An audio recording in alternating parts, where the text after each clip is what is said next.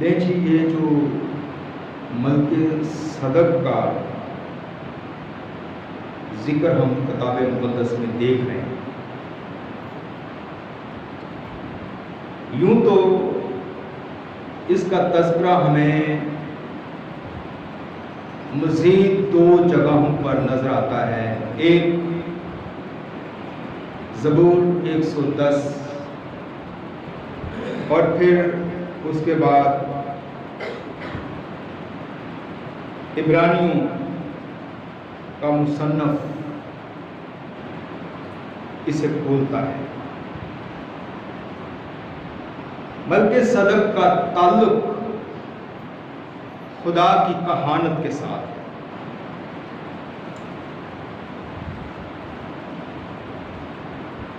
یہ دو شخصیات ہیں، پہلا خدا اور دوسرا اس کا قائم۔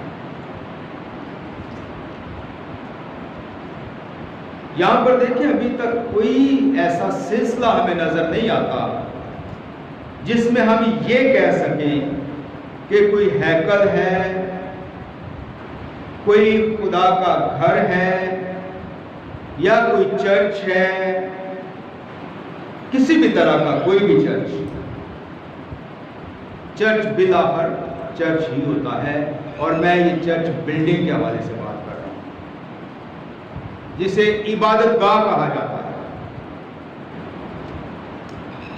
کیونکہ چرچ کا جو کنسپٹ ہے وہ دو طرح سے لیا جاتا ہے، بلڈنگ کے تعلق سے بھی اور کانگریگیشن کے تعلق سے، اور کانگریگیشن کو ہی مسیح کا بدن مانا جاتا ہے، ایمانداروں کی جماعت مانی جاتی ہے، وہ لوگ مانے جاتے ہیں جو خدا پر ایمان رکھتے ہیں اور اپنے ایمان کا برملا اظہار کرتے ہیں، اس ایمان کے مطابق اپنی زندگیاں بسر کرتے ہیں۔ کلام خدا میں بڑا واضح طور پر ہم اس بات کو دیکھتے ہیں کہ ایمان سننے سے پیدا ہوتا ہے، اور سننا خدا کے کلام سے، مسیح کے کلام سے، اور کلام ہی ہمیں بہتر رہنمائی فراہم کرتا ہے۔ کلام کے بغیر ہم کہیں اور سے رہنمائی حاصل نہیں کر سکتے، اور جو رہنمائی ہمیں خدا کا کلام فراہم کرتا ہے کوئی دوسرا انسان یا کوئی دوسری کتاب وہ رہنمائی ہمیں نہیں دے سکتی۔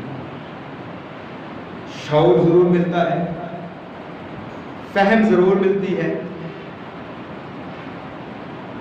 ہمیں سکل ضرور مل جاتے ہیں، کام کرنے کے طریقے ضرور مل جاتے ہیں، کیونکہ ایجوکیشن بھی تو مختلف نوعیت کی ہوتی ہے نا۔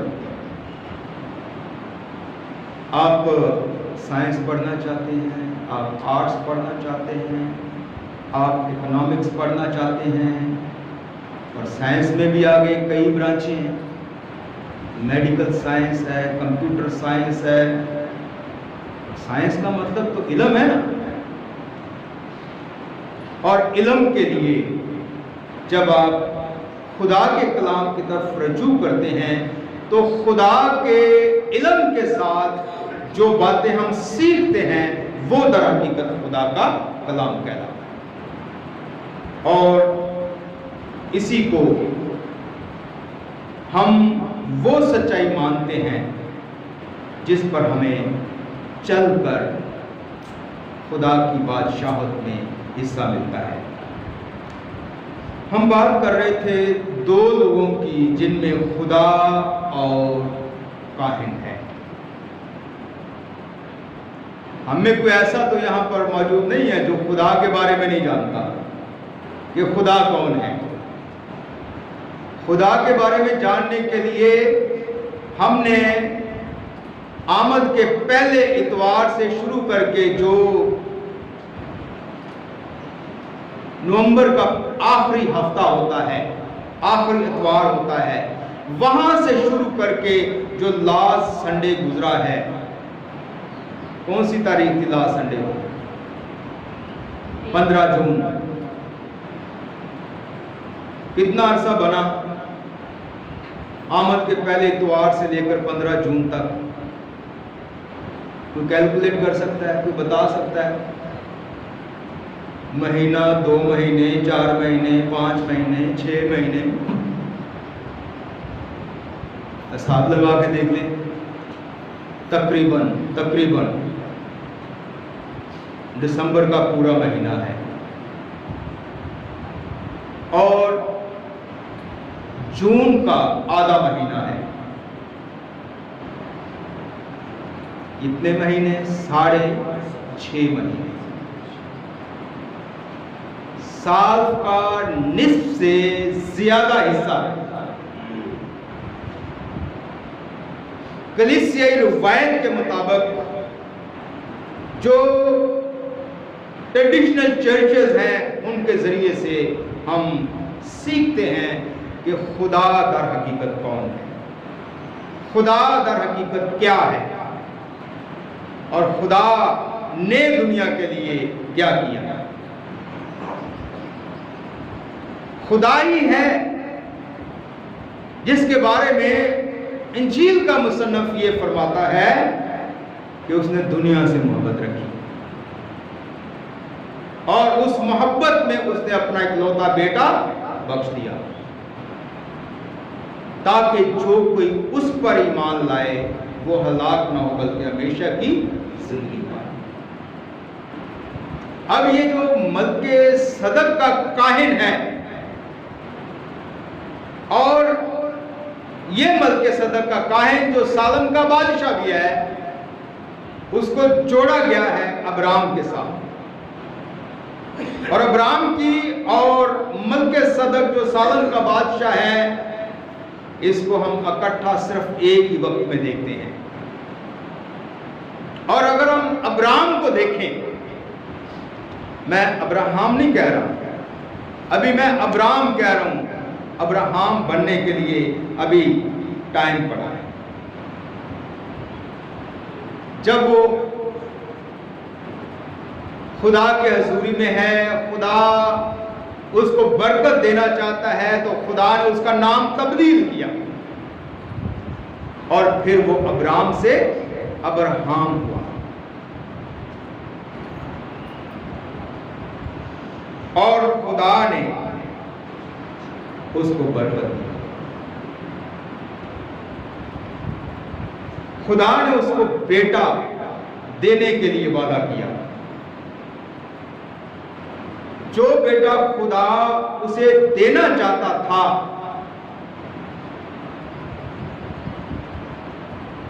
وہی بیٹا ابراہم کے لیے ایک بہت بڑی آزمائش کا سبب بن گیا۔ اب میں دیکھیں خدا سے شروع کر کے ابراہم پر آیا ہوں جو کہ ابرام تھا۔ اب ابراہم ہوتے ہوئے اس کے پاس ایک دولت ہے، ایک طاقت ہے، ایک خدا کی برکت ہے، ایک وعدہ ہے، اور اس وعدے کے ساتھ خدا نے اس کو بیٹا عطا کیا۔ اب اس کو لنک کریں یوحنا کی انجیل کے 3 باب کی 16ویں آیت کے ساتھ۔ خدا نے دنیا سے ایسی محبت کی کہ اس نے اپنا اکلوتا بیٹا بخش دیا۔ یہاں پر ابراہم اور اس کے بیٹے کی داستان شروع ہو جاتی ہے۔ زمین پر ایک نمایاں طور پر خدا کا اور اس کے بیٹے کا جو عکس ہے وہ ابراہم اور اس کے بیٹے اسحاق کی صورت میں ظاہر ہو رہا ہے۔ ان 6 مہینوں میں ہم خدا کی قدرت کو دیکھتے ہیں، خدا کے ایک مقصد کو دیکھتے ہیں کہ خدا نے دنیا سے پیار کیا، اپنا اکلوتا بیٹا دیا۔ ایڈوینٹ سنڈے سے ہم یہ سیکھنا شروع کرتے ہیں کہ مسیح یسوع اس دنیا میں آنے والا ہے، خدا کا کلام مجسم ہونے والا ہے، پھر وہ مجسم ہو کر آ جاتا ہے، پھر ہم اس کا ایک ایسا دور دیکھتے ہیں جو کلام واضح نہیں کرتا، کلام بیان نہیں کرتا۔ 12 سال کی عمر کے بعد خداوند یسوع مسیح منظر عام سے غائب ہو جاتا ہے۔ چاروں اناجیل پڑھ کے دیکھیں اور وہ ایک دم ایسے موقع پر ظاہر ہوتا ہے جب وہ ایک بھرپور جوان شخص ہوتا ہے اور وہ اپنے معجزات ظاہر کرنا شروع کرتا ہے۔ وہ اپنے آپ کو پیش کرتا ہے کہ میں اس مقصد کے لیے آیا ہوں، خدا نے مجھے چنا ہے، خدا نے مجھے بھیجا ہے کہ میں یہ کام کروں، اور جو کام کروں وہ کیا کام کروں؟ کچلے ہوئوں کو آزاد، خدا کے سالے مقبول کی منادی کروں، اور یہی کام کاہن کا ہے۔ نہ صرف کچلے ہوئوں کو آزاد کروں نمبر 1، بلکہ خداوند کے سالے مقبول کی منادی کروں نمبر 2، اس کے ساتھ اس کی قربان گاہ پر قربانیاں بھی چڑھاؤں۔ کاہن کے یہی 3 کام ہیں کہ وہ خدا کے حضور قربانیاں گزرانتا ہے۔ کاہن در حقیقت خدا کا منہ ہے، جو بولتا ہے، جو بیان کرتا ہے،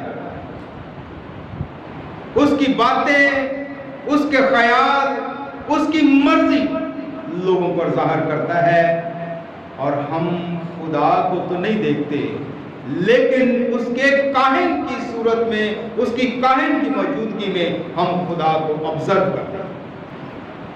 بائبل میں لکھا ہے کہ جب فسح کا وقت آیا تو مسیح خداوند اپنے شاگردوں کے ساتھ ایک گھر میں موجود تھا۔ اس نے روٹی توڑی اور شکر کر کے اپنے شاگردوں کو دے کر کہا، لو کھاؤ، یہ میرا بدن ہے جو تمہارے لیے دیا جاتا ہے۔ اور اسی طرح کھانے کے بعد اس نے پیالہ بھی لیا جس میں میل تھی، جس کا ذکر ہم پہلی بار یہاں پر پڑھ رہے ہیں کہ جب ملک صدق کا بادشاہ روٹی اور میل آیا تو اس کے ساتھ ہی جملہ مکمل ہوتا ہے کیونکہ وہ خدا تعالیٰ کا کاہن تھا۔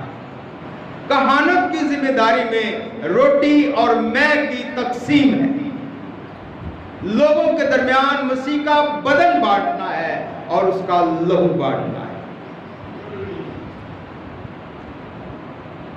مسیح کا بدن اور لہو، دوسرے لفظوں میں ہم اسے خدا کا کلام بھی مانتے ہیں جو مجسم ہو کر آیا تھا۔ خدا کا کلمہ، خدا کا کلام جو مجسم ہوا، اسی نے بدن اختیار کیا اور وہی بدن توڑا گیا اور وہی لہو بہایا گیا۔ یہ کاہن اس روٹی اور میں کو علامتی طور پر پیش کر رہا ہے۔ کیوں نہیں تھی؟ کیونکہ اس کی بیوی جو تھی وہ بانجھ تھی۔ خدا نے اس کے رحم کو کھولا اور اسے بیٹا عطا کیا۔ اس بیٹے سے ابراہیم اور اس کی بیوی بہت پیار کرتے ہوں گے۔ ہم اولاد والے جانتے ہیں کہ ہم اپنے بچوں سے کتنا پیار کرتے ہیں، باپ اور ماں ہوتے ہوئے۔ ہم اس کا رونا، اس کا کراہنا، اس کے درد، اس کی تکلیف اور اس کی خوشی کو اپنی خوشی، اپنی تکلیف محسوس کرتے ہیں۔ اس منظر کو اپنے سامنے لائیں جب خدا اسے حکم دیتا ہے کہ تو جس سے پیار کرتا ہے اسے میرے حضور میں قربان کر۔ جسے تو پیار کرتا ہے اسے میرے حضور میں کیا کر؟ قربان کر۔ اور یہی سب سے بڑا امتحان ہے، یہی سب سے بڑی ہماری آزمائش ہے۔ بسا اوقات ہمارے سامنے بڑا چیلنج ہوتا ہے اس تعلق سے کہ ہم خدا کو کیا دیں. خدا کو دیتے وقت ہمارے ہاتھ ایسے ایسے کامتے ہیں، ہمارا دل ایسے زور زور سے دھڑکتا ہے. یہ آزمائش ہوتی ہے، اور اس آزمائش میں ہماری بلیسنگ چھپی ہوتی ہے، ہمیں پتہ ہی نہیں کہ ہم اس آزمائش میں پڑھنے سے ہی اپنی بلیسنگ کو حاصل کر سکتے ہیں. یہ داستان بتا رہی ہے، اور اس داستان کے اندر جو ابراہیم اور اسحاق کی سٹوری ہے، جب ابراہیم اپنے بیٹے کو لے کر جاتا ہے قربانی کے لیے، تو منظر کو جب آپ اپنے سامنے لے کر آتے ہیں تو بیٹے کے کندھے پر لکڑیاں رکھی ہوئی ہیں، جن لکڑیوں کے اوپر رکھ کر ابراہیم نے اپنے بیٹے کو قربان کرنا ہے.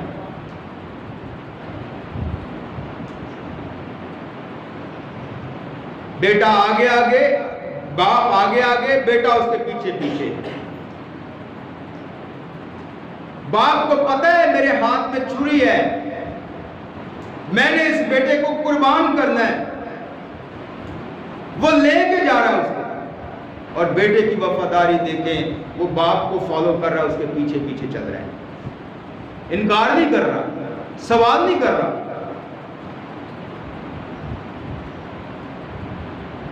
مقام پر پہنچ کر اس سفر کو دیکھیں کہ اس سفر کے دوران ابراہیم پر کیا بیت رہی ہوگی. اس سے پیار کرتا ہوں، جس سے پیار کرتا ہوں، جو مجھے سب سے زیادہ عزیز ہے، وہی میں خدا کی قربان گاہ کے اوپر رکھنے جا رہا ہوں. ایسا بڑا چیلنج نہیں آیا کبھی بھی ہمارے سامنے، خدا نہ کرے کہ کبھی آئے، لیکن جتنا چیلنج ہے ہم اس میں ہی اگر سرخرو ہو جائیں تو ہمارے لیے خدا کی طرف سے برکتوں کے دروازے کھلے ہوئے ہیں. خدا برکتیں دینا چاہتا ہے، اور ان برکتوں کا دار و مدار ہمارے اپنے ہاتھ پہ ہے، ہمارے اپنے اختیار میں ہے کہ ہم اس کی برکتوں کو خدا کے ساتھ وفاداری کے نتیجے میں کیسے حاصل کر سکتے ہیں.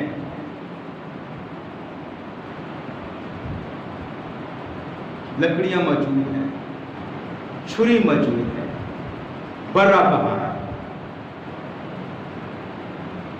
ہے نا؟ لکڑیاں موجود ہیں، چھری موجود ہے، قربان کا موجود ہے، لیکن برا کہاں ہے جسے ذبح کیا جانا ہے، قربان کیا جانا ہے. باپ اپنے بیٹے کے دونوں ہاتھوں کو باندھتا ہے، پاؤں کو باندھتا ہے، لکڑیوں پر لٹاتا ہے.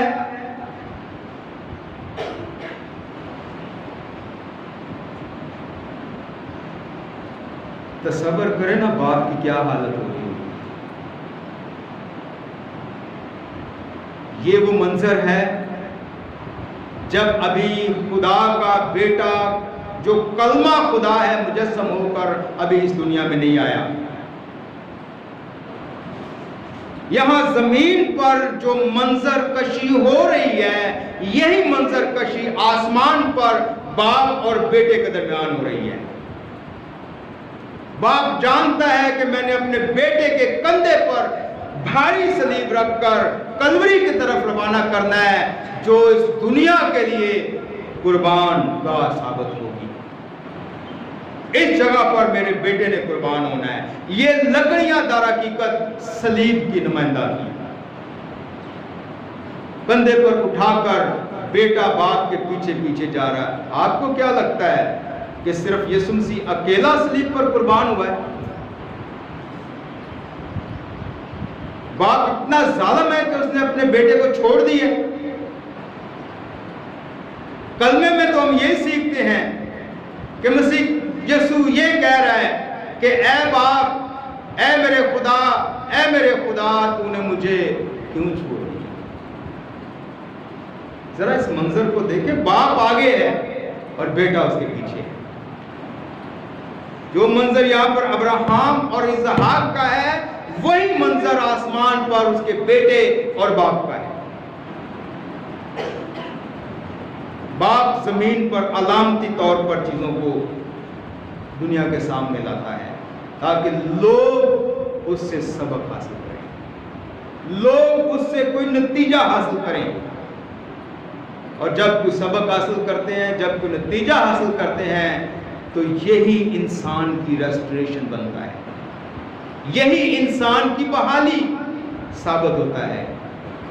بدقسمتی سے بعض لوگ اپنے خیال کے ذریعے سے، اپنے تصورات کے ذریعے سے یہ مان بیٹھے ہیں کہ شاید ہم گناہوں کا اقرار کرتے ہیں، اس وجہ سے ہمیں ہمیشہ کی زندگی ملتی ہے، شاید ہم بپتسمہ لیتے ہیں، اس وجہ سے ہمیں گناہوں کی معافی ملتی ہے۔ ایسا کوئی چکر نہیں ہے، یہ خدا کا ازلی منصوبہ تھا۔ زمین پر ابراہیم اور اس کا بیٹا ہے، آسمان پر خدا اور اس کا بیٹا ہے، اور زمین پر علامتی طور پر خدا ہی ابراہیم کی علامت ہے، کیونکہ ابراہیم ہی تینوں مذاہب کے اندر، تینوں ادیان کے اندر ایمانداروں کا باپ کہلاتا ہے۔ کوئی اور تو نہیں ہے، یا کوئی اور ہے؟ ابراہیم ہی ہے جو ایمانداروں کا باپ کہلاتا ہے۔ اسی وجہ سے خدا نے اس شخص کو چنا کہ وہ اس کی علامت کے طور پر اس زمین پر کام کرے۔ اگر سارا بانجھ تھی تو اس کا مطلب ہے کہ یہ دنیا، یہ لوگ، یہ کلیسیا جو اس کی دلہن کا درجہ رکھتی ہے، ابھی تک اولاد پیدا کرنے کے قابل نہیں، اور جو اولاد پیدا کرنے کے قابل نہیں ہوئی وہ در حقیقت بانجھ ہے۔ خدا چاہتا ہے کہ وہ اس کلیسیا کے بانجھ پن کو دور کرے، اور بانجھ پن ایک ایسی کالی ہے جو کسی بھی خاتون کے لیے بہت بڑی لعنت کا سبب بنتی ہے، جب تک خدا اس کے رحم کو نہ کھولے۔ اس دنیا میں خدا کے جو لوگ ہیں، خدا پر جو ایمان رکھنے والے لوگ ہیں، ایمانداروں کی جو جماعت ہے، جو موجودہ دور میں کلیسیا کہلاتی ہے، اس کا بانجھ پن وہ روحانی برکتوں سے دور کرنا چاہتا ہے۔ وہ چاہتا ہے کہ اس روحانی بانجھ پن کو وہ اپنی کلیسیا سے دور کر کے اس میں پھل پیدا کرے، اور اس نے پھل پیدا کرنے کے لیے اپنے روح کو اس دنیا میں بھیجا ہے۔ یہاں پر پہلے باپ اور بیٹا ہے، اب تیسری شخصیت یہاں پر ان کے ساتھ موجود ہے، اور وہ خدا کا روح ہے۔ اس کے بغیر اس کی کلیسیا اس کے لیے پھل پیدا نہیں۔